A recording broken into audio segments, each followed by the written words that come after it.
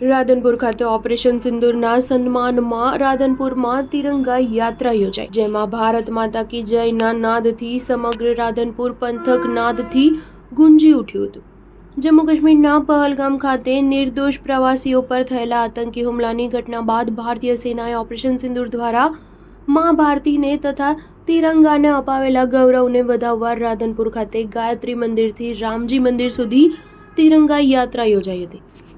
ભારતીય સેનાના સન્માન માટે આયોજિત તિરંગા યાત્રાને રાધનપુરના ધારાસભ્ય લવિંગજી સોલંકી ફ્લેગ ઓફ આપી પ્રસ્થાન કરાવ્યું હતું।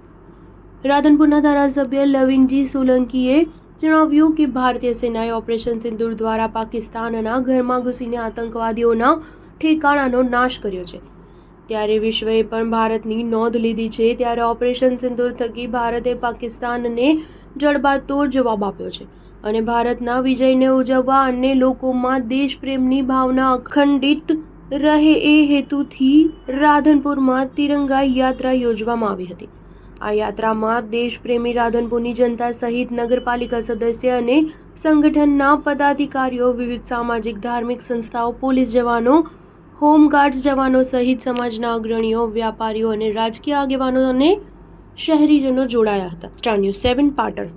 આજે રાધનપુર નગર અને તાલુકાના તમામ સમાજના કાર્યકર્તાઓએ જે પહેલગામમાં જે આપણા પ્રવાસીઓને જે આતંકવાદીઓએ નામ અને ધર્મ પૂછીને જે આપણી દીકરીઓનો, બહેનોનો, માતાઓનો સિંદર છીનવી લીધો, એના માનમાં આજે આ તિરંગા યાત્રા આખા ગુજરાતમાં અને ભારતભરમાં એ આયોજન કર્યું છે। કારણ કે આપણા યશસ્વી મોદી સાહેબે એનો જવાબ આપ્યો છે।